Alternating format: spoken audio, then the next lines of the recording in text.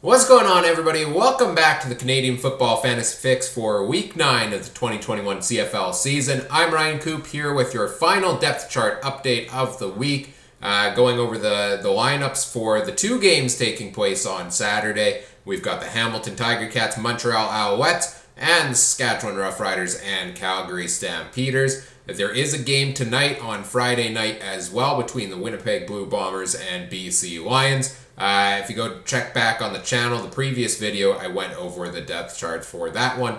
Today, I will go over the ones for the games on Saturday to get you all set to finalize your lineups for the rest of week number 9. Of course, if you missed it, go back, check out the positional previews I did for each position earlier this week as well for all of the information you need for your week 9 lineups. Let's start with the Hamilton-Montreal game, and I'll touch on the Ticats here first because I think this is one of the most exciting ones to talk about. They're getting some offensive firepower back this week, and it starts at quarterback. Jeremiah Masoli returns to the starting position. He was a backup the past few weeks. He missed a couple weeks before that. He is healthy. He is ready to go. Jeremiah Masoli starts at quarterback with David Watford moving into the backup spot. The Ticats will also be getting a couple big pieces back at receiver this week.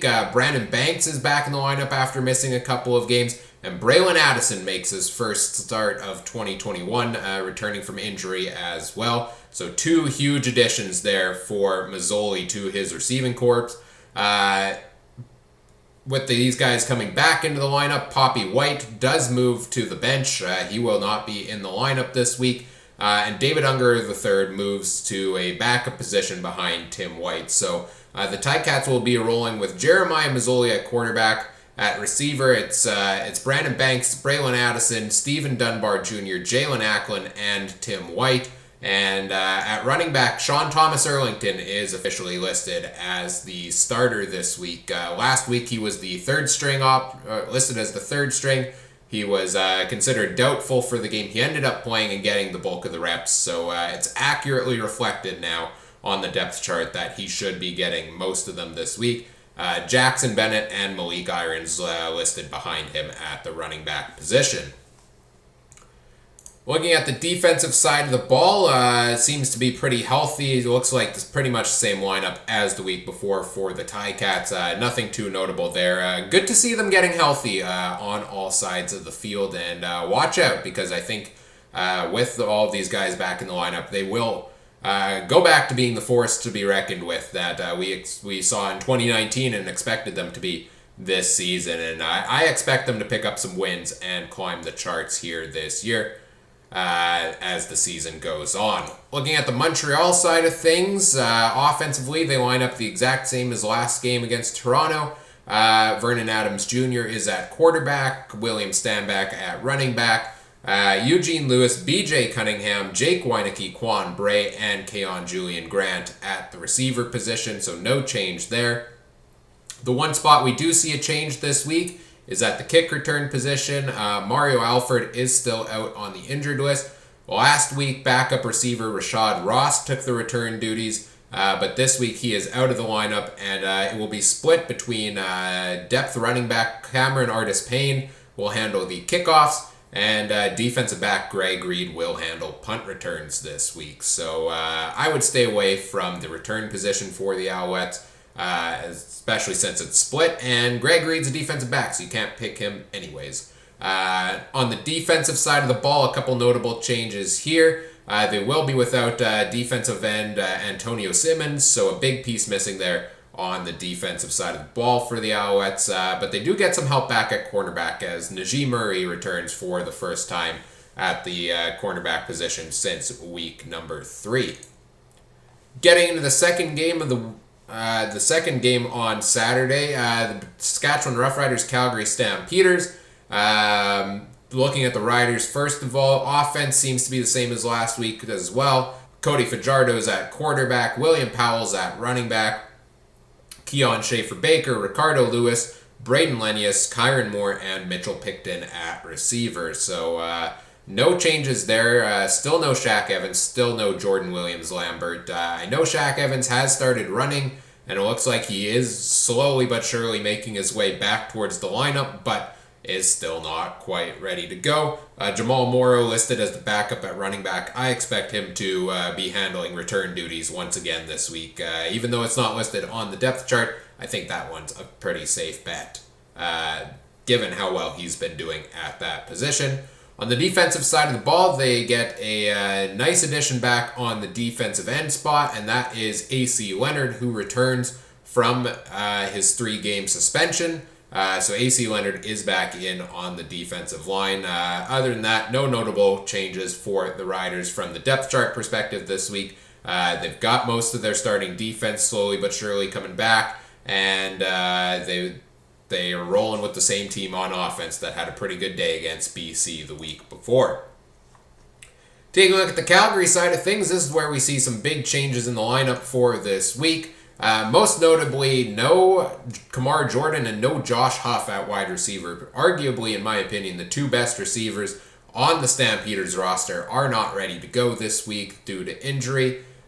So they are going to need to be leaning on Marky Thambles, who is the veteran presence there now, and a couple of younger guys there in that offense. They do get Herji Mayala back at receiver. Could we see him perhaps have his most productive game of the year now with guys like Jordan and Huff out? And to replace those guys in the lineup, Malik Henry, who handled kick returns earlier in the year and then got in for a couple offensive plays. He is listed as a starter at wideout. And Dan Williams III, who got into the last game for the Stampeders, is listed as a starting slot back. So the Stamps will line up with Bo Levi Mitchell as the starting quarterback. I claimed on here this week, I would have loved to see Jake Mayer get the start, but I understand why Bo is starting again. We'll see if he can have a nice bounce back day. He'll have Kadeem Carey as his starting running back. Ante Milanovic-Litre should spell in for a couple plays there as the backup as well. And at receiver, the starting crew is Marky Thambles, Herji Mayala, Malik Henry, Dan Williams, and Richie Sindani. Colton Hunchak, who at times gets into the game, will be the backup to Richie Sindani there. And at the kick return position, unfortunately, the Stampeders never listed on the depth chart. I would imagine Henry is going to get the job again. He did really well in that earlier this year. But I know last game Dan Williams did take some of the reps there as well. So I think either one of those could be handling returns this week. Maybe they both get a couple of them. So, but if they do, I think either is a good value play as a starting receiver and holding the return duties. So that's kind of the big changes for the Stampeders in terms of offense. They do have some changes on defense as well. Royce Mechie is out of the lineup this week due to injury. They do have Jamar Wall coming back into the lineup. So a couple changes there for the Stampeders this week. And just double checking the ins and outs. Also notable, going back to the offensive side of the ball, Luther Hakunavanhu, who had that big reception last game as a backup, I thought maybe was going to get into a starting role this week with some of the injuries. He is also out of the lineup this week. So if you were banking on him as a cheap value play, he is not playing this week. So those are your depth charts for the remaining two games. As I mentioned, make sure you check out the depth chart update for the Lions and the Bombers Friday night as well and get those lineups set before that game. And get your lineups locked in for this week. These are the final 3 games of the week. We already had one earlier on Tuesday between Edmonton and Ottawa. And now we'll see how things go fantasy-wise in these last 3. That does it for your Week 9 previews. I will be back next week to recap Week number 9 and start previewing Week number 10. Which should be a very interesting week because we have both Ottawa and Toronto playing 2 games each in that week, and I believe they will both count towards fantasy points. First game next week is on Wednesday, so I'll try to have all of the videos ready to go on Monday or Tuesday for you to get set before that game. Do all the YouTube things, like, comment, subscribe, let me know what you liked, what you didn't. If you have any fantasy questions, put them in the comments section. Tweet them at me at CooperTrooper42. That starts with a K. A link's in the video description. And if you want to play CFL Fantasy alongside myself and other viewers, check the video description for a link to the official Canadian Football Fantasy Fix League over on the official CFL Fantasy site. You can play alongside myself and other viewers this week and every week throughout the CFL season. That does it for the Week 9 preview. Best of luck with this weekend's games. I hope you enjoy the football to be played. And best of luck with your fantasy lineup. I hope you hit that 100-point mark. And I hope to see you at the top of the overall leaderboard for the week. As always, thanks for watching. Take care. Have a good one. Bye.